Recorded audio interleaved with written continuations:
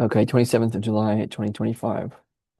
I can feel my own momentum, the momentum of myself. And I feel unwilling to let that momentum go. And so this episode is going to be I don't know, less than 90 minutes. And um what I'm going to do is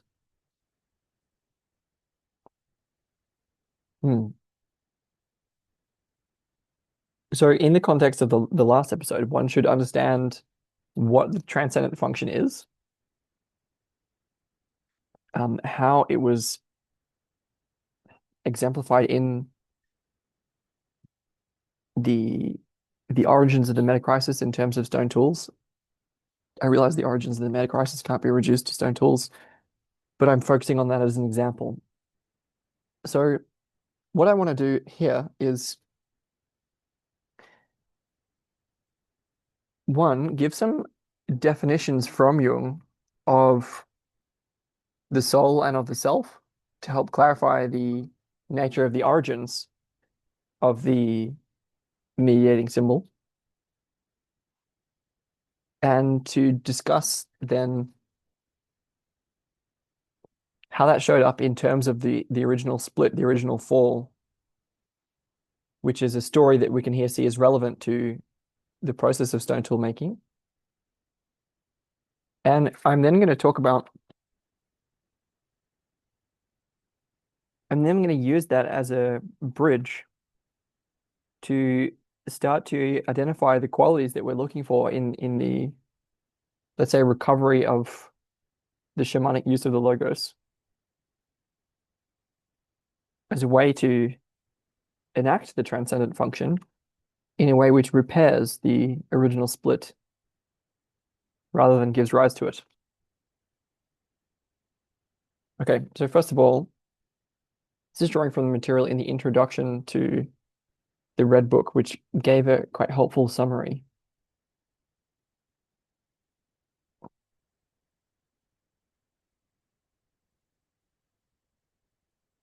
Yep, and so I'm going to more or less read what this says part by part and comment on it.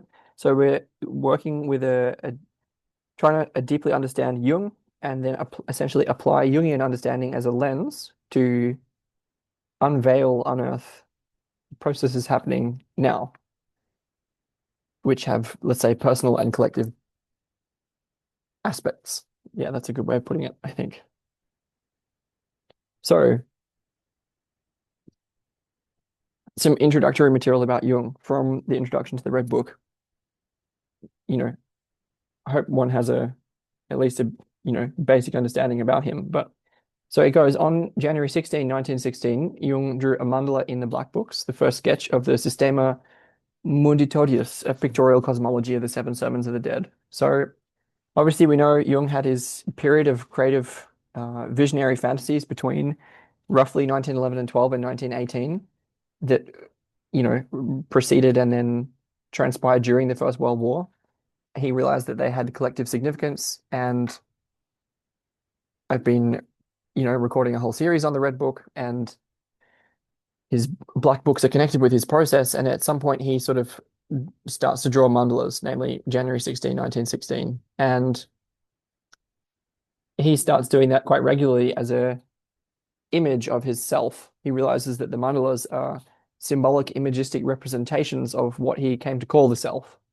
And the Seven Sermons of the Dead is like kind of like one of the key visionary episodes that occurred during his waking life, and forms part of the heart of the Red Book that he ended up creating a whole Gnostic cosmology out of.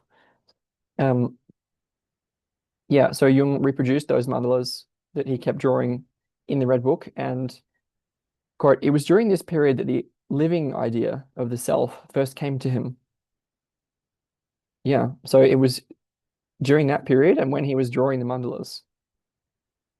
Um, so again, this is after Jung has entered into deep dialogue with his soul, and it is something about the relationship between his soul and deeper unconscious processes that results in the birth of the self. And his drawing of mandalas was also involved at that time for Jung.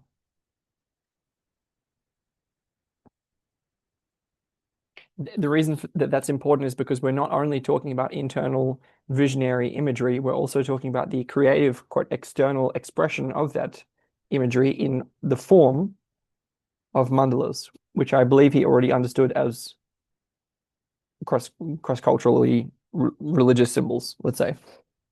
And so it says of the living idea of the self, which came to him during that time, quote, "The self, I thought, was like the monad which I am, and which is my world.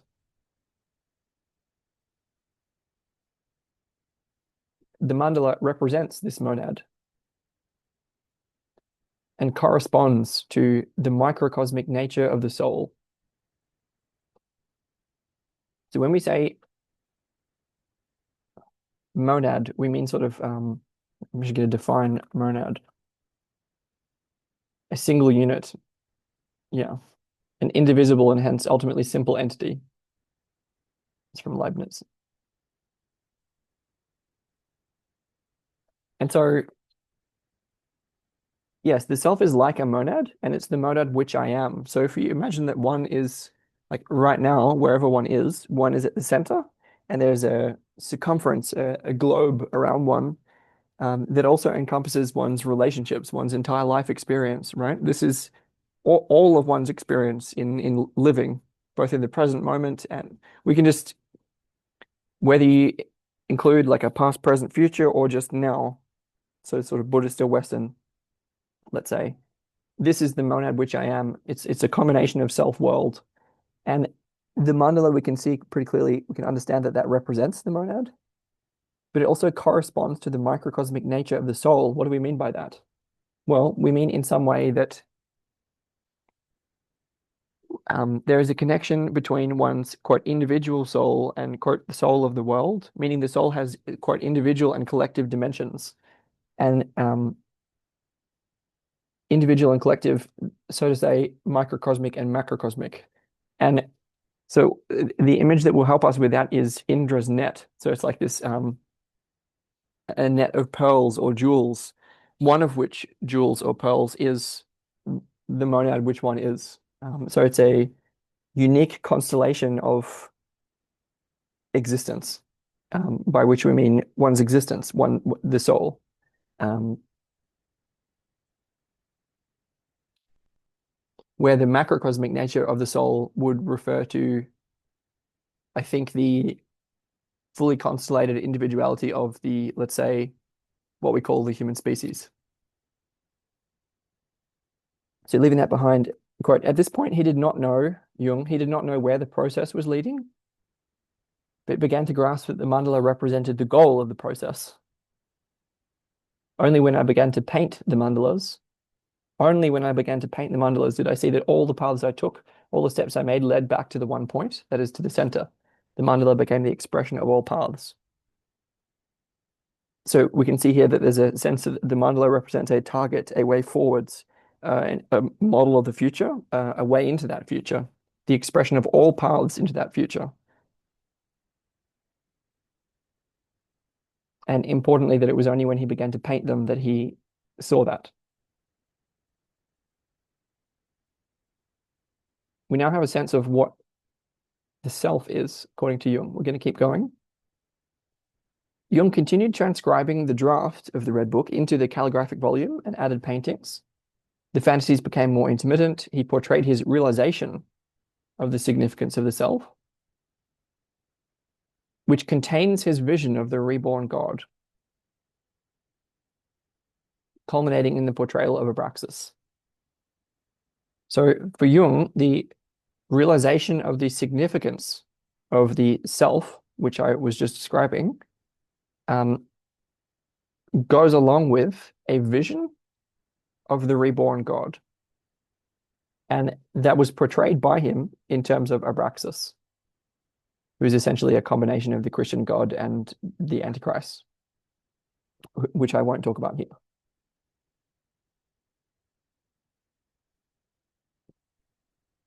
He realized that, so this is a clear connection for Jung here between the realization of the significance of the self and the rebirth of God and then his portrayal of Abraxas. He realized that much of his visions were given by Philemon, who represented superior wisdom and insight, from whom he could then disidentify. So he became not reduced to the wise old man. This is again Jung's process in the Red Book that we're working to understand here. So it seems that his key task in working over his fantasies was to differentiate the voices and characters. So as to separate his quote identity from each of the different voices and characters that are present.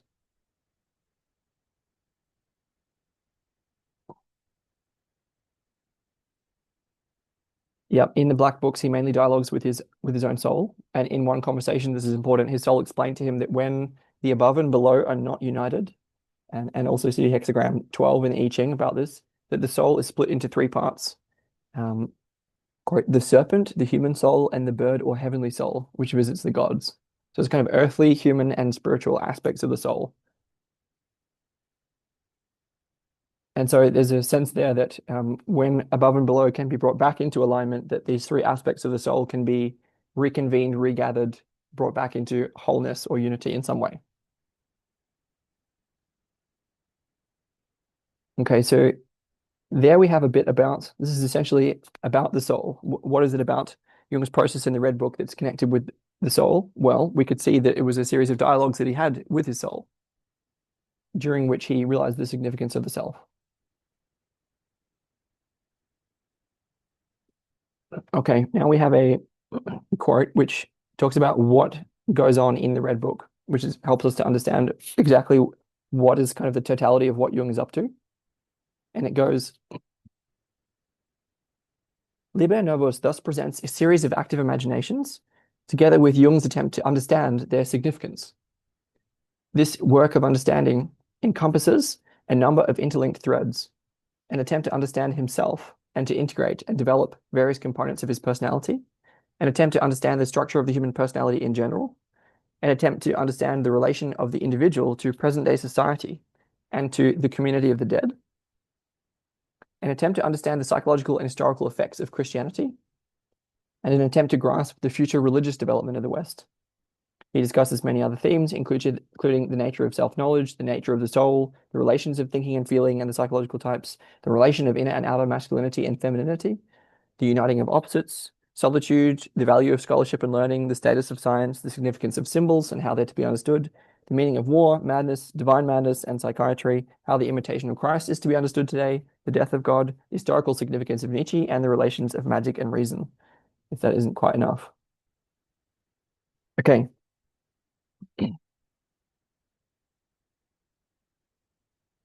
It then says a little more simply that the overall theme of the book is how Jung regains his soul and overcomes contemporary malaise of spiritual alienation, which we can understand as the meaning crisis. So there's an idea that Western man has lost his soul. That we're soulless in some way, or that to say, like zombies. And so then how did Jung regain his soul and overcome the meaning crisis? Well, he achieved that through, quote, enabling the rebirth of a new image of God in his soul. Okay, so there's a birth or rebirth process within the soul. Quote, and developing a new worldview in the form of a psychological and theological cosmology.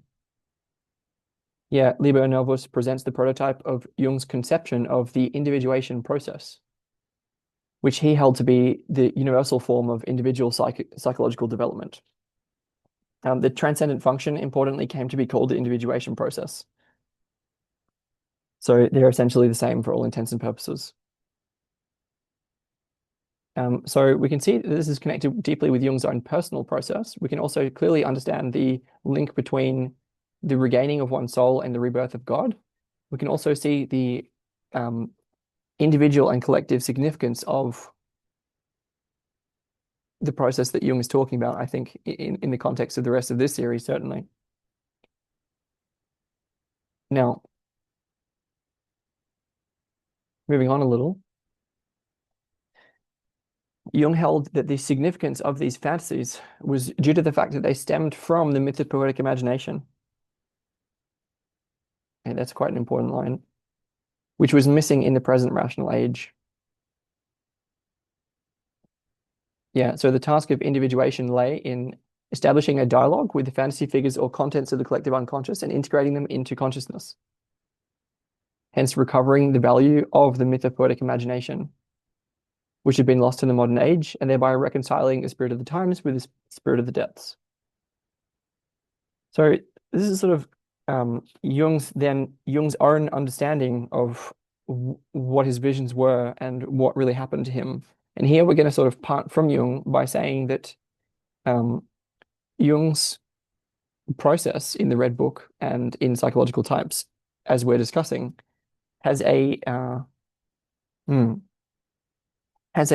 religious or metaphysical significance for the sort of ongoing rebirth of God in the Western soul that Jung could not perceive at his time of living, and that we have misunderstood the process of individuation. Certainly Jungians have. And so the idea is to then use an understanding of what was going on in Jung from our current vantage point, or at least mine, to understand how what Jung was up to can really be useful for us in terms of, for example, the context of the meta crisis and the other problems that we're working with here. Now,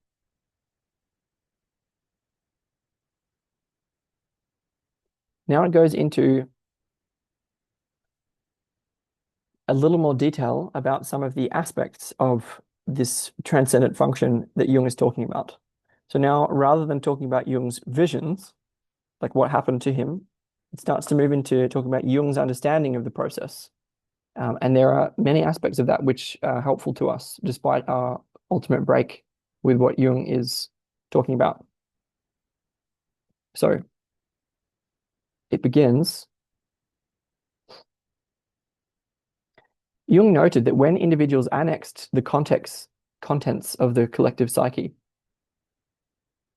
and put them annex them, meaning enclose them somewhere, and regarded them as personal attributes, they experienced extreme states of superiority and inferiority. He connects those terms with sort of an analysis of Freudian and Adlerian psychology.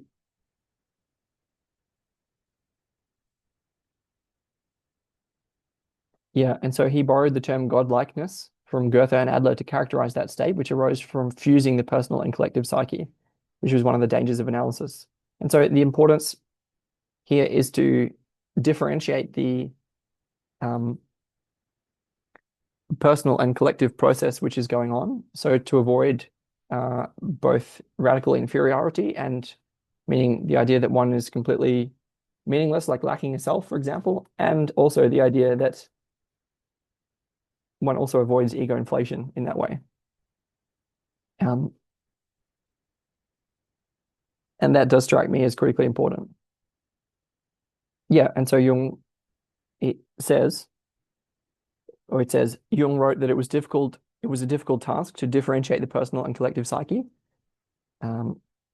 We come up against the persona, one's public role or mask. Yes. This represents the segment of the collective psyche that one mistakenly regards as individual. So individuation deeply involves this is why for Jung it involves deepening a dialogue with one's soul, which is like individuation in the sense of building up one's individuality, rather than identifying oneself with one's public-facing persona, which Jung regards as a collective phenomena.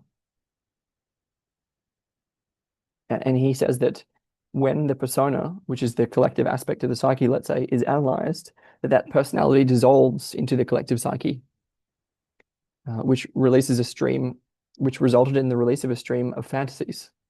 So this is kind of the idea that our public-facing persona is a mask, an image, not true in some way, and that it can be dissolved through analysis, and that one's deeper individuality and indeed fantasy material can be brought to the surface, which for Jung is critical to the process of individuation, which we're talking about. Quote, all the treasures of mythological thinking and feeling are unlocked. And he says that the only difference between that state and insanity lay in the fact that it was intentional. So this is importantly a voluntary, willful process.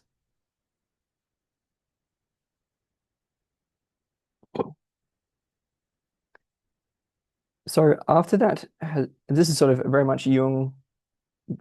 He's talking about the importance of entering into deep dialogue with the soul, which is kind of like the beginning of the series of visions that occurred to him, right? Now,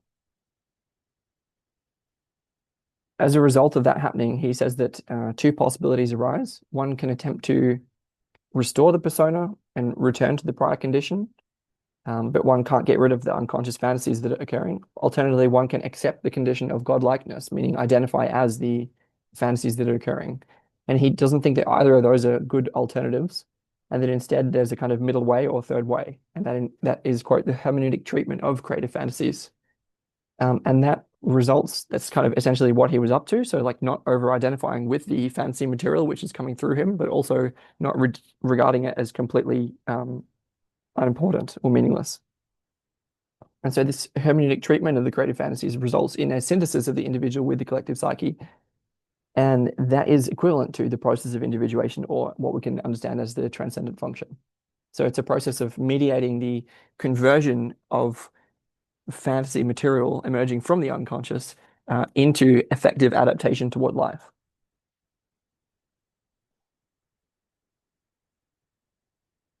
Yep. And so he gets a bit of definition on the notion of the soul or anima, which is a kind of counterpart to the persona. He regarded both of them as subject imagos, defining the anima as how the subject is seen by the collective unconscious.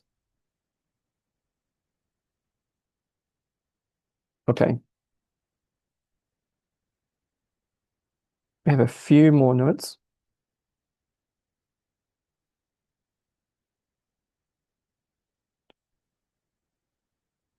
So on October of 1916, Jung presented two talks. The first was entitled Adaptation, where adaptation to inner unconscious conditions leads to the demand for individuation,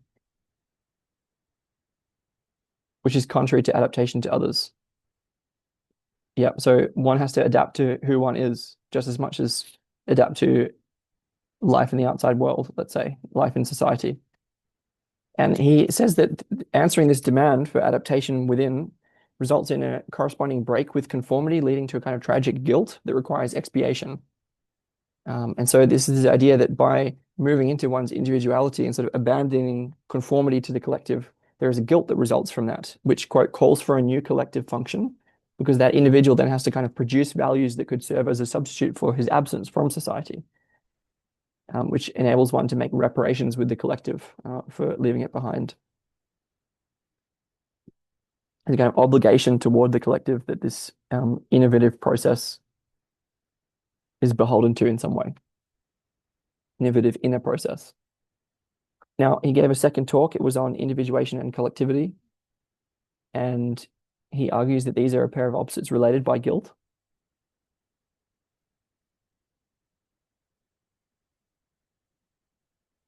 Mm,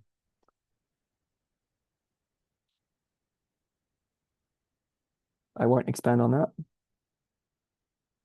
But we can see that this um,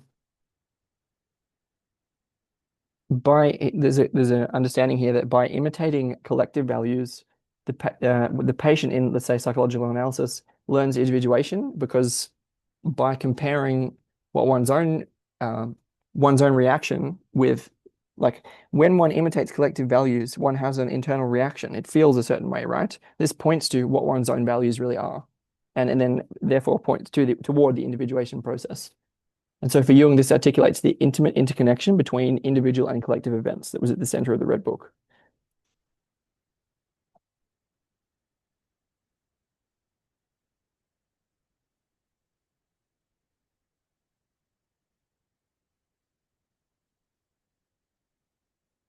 Yep, this is an important point here where Jung then argued for the need to really separate oneself from, quote, the unconscious by presenting it visibly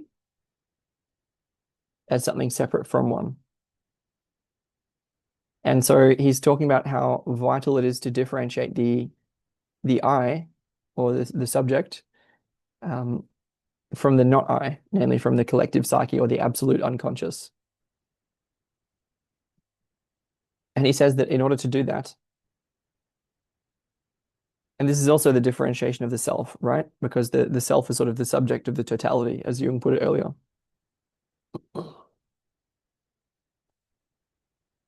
So he says that in order to differentiate oneself from the unconscious properly, quote, man must necessarily stand upon firm feet in his I function. That is, he must fulfill his duty toward life completely, so that he may in every respect be a vitally living member of society. We can see there the importance for Jung of what one identifies as, which is connected with the value of the shadow, although I won't expand on that in this place.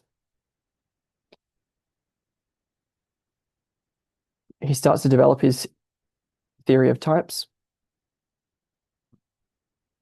The important point here is the superior and inferior functions, where we were just talking about the I function, and in some way, this is the superior function. This is like how one faces the collectivity in some way, how one shows up to life and performs one's duty toward life. Whereas the inferior function is less acceptable to consciousness and less acceptable to society as well, I would say. And his his technique of active imagination and inner visionary imagery is about coming to terms with that inferior function that results in the process of individuation, resulting in inner harmony, inner and outer harmony. So it's a kind of rebalancing process.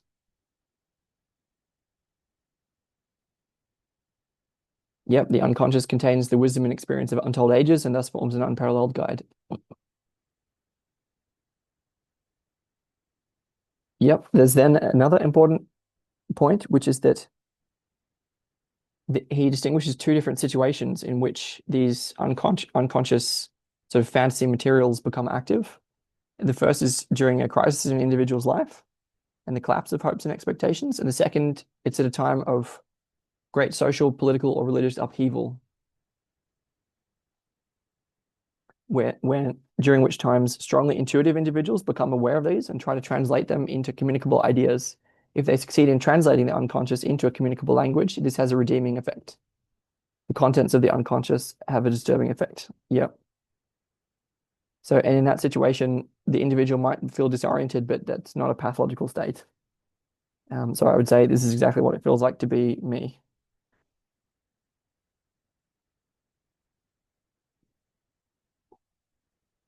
Yep. So then we get a little bit more definition on the self and the soul, and that's kind of more or less the last thing that I wanted to talk about here. So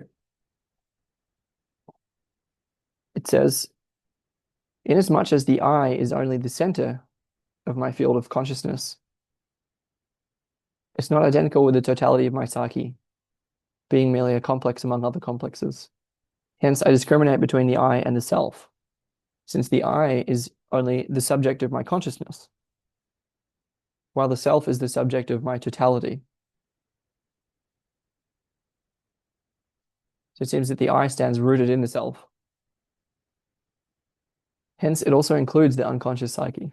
Yes, in this sense, the self would be an ideal greatness, which embraces and includes the I. In unconscious fantasy, it often appears as the superordinate or ideal personality. And moreover, he equated the Hindu notion of Brahman Atman with the self.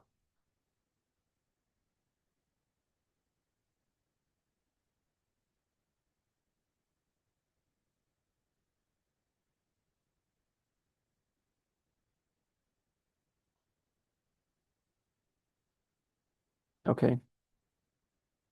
We can just see there how Jung's are still a little, they're trapped in this subject-object dichotomy, and we may want to talk about how an emerging center of personality, or like the enacting of the process of giving birth to God through the soul, may be like that may be an importantly transjective process, what may be produced is a center of, let's say, consciousness, which is not exactly a new subject. It's a new subject and object at once. It's a transjective phenomena. Again, that's not what Jung is saying. Okay, so he also gave a definition of the soul, which is important. He argues that the soul possessed qualities complementary to the persona, i.e., that the conscious attitude lacked. Yes, it also has this affected its sexual character, so that man had a feminine soul and woman had a masculine soul or animus. Yep, and the soul gives rise to images that were assumed to be worthless from the rational perspective. Okay, and so from there we can see, and by drawing from the material in the Red Book, it was specifically there's a sort of conflation there between the shadow and the soul, which is not really important at this point. I think we can see that in Jungian terms, the encounter with the anima or soul usually happens after one has gotten familiar with the shadow to some extent. So when one has done a bit of shadow work, then the more, let's say, the anima reveals herself. But importantly, they're still combined, since it may be the more shadowy aspects of the soul which one needs to allow to be part of one, such that the process of communion between the soul and the self, or the soul and the subject of the totality, the soul and the new version of God, can occur. Okay. To quote the important passages from his dialogue with the soul which followed, she spoke about how Jung's calling is the new religion and its proclamation, how he wanted to know how the knowledge that he'd received could be transformed into life.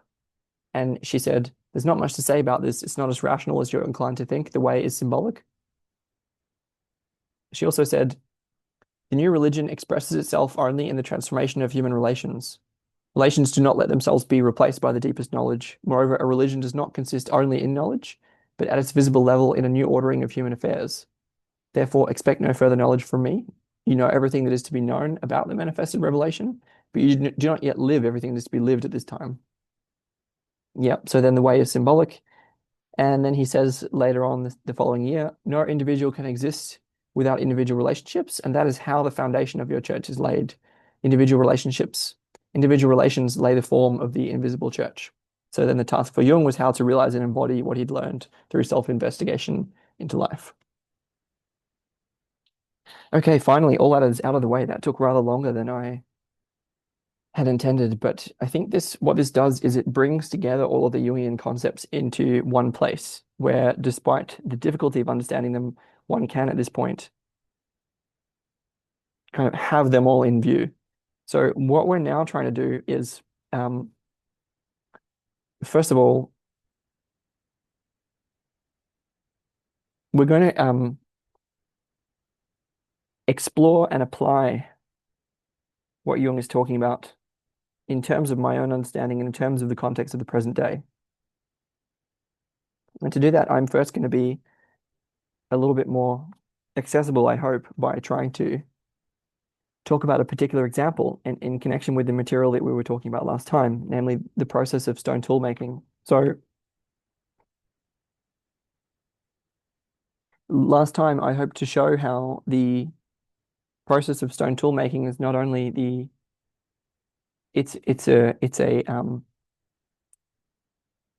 well, we're going to explore what it is, but it's an expression of the transcendent function or individuation in Jungian terms.